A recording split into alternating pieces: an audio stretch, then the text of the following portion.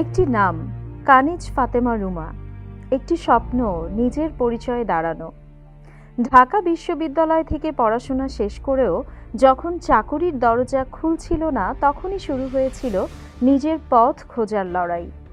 সেলাই জানতেন, শুরু করেছিলেন শিশুদের পোশাক নিয়ে কাজ। মাঝখানে চাকুরি, সংসার, সন্তানের দায়িত্ব।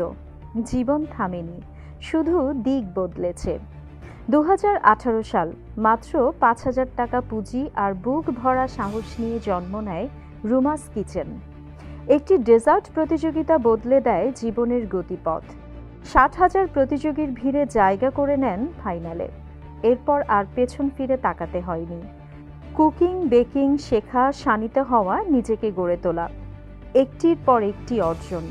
ডেজার্ট কুইন, জাতীয় ব্র্যান্ডের বিজয়, ইউনিলিভারের ঋণ নামকরা নারীর সম্মাননা। কিন্তু জীবন তখনও সহজ ছিল না। 2021-এ বাবাকে হারানো, মায়ের ক্যান্সারের সঙ্গে দীর্ঘ লড়াই, 2024-এ হ্যাক হয়ে যাওয়া প্রিয় পেজ, সবকিছুর মাঝেই তিনি ভেঙেছেন, আবার দাঁড়িয়েছেন।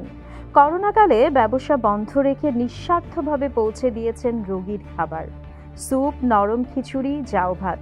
আজ পর্যন্ত 7,000-এর বেশি রোগীর জন্য নিজের হাতেই রান্না করেছেন।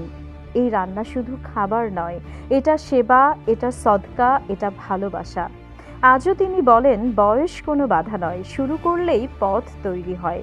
রুমাস কিচেন একটি রান্নাঘর নয়, একটি মানবিকতার গল্প। আর এই গল্প তিনি বয়ে নিয়ে যেতে চান আমৃত্যু।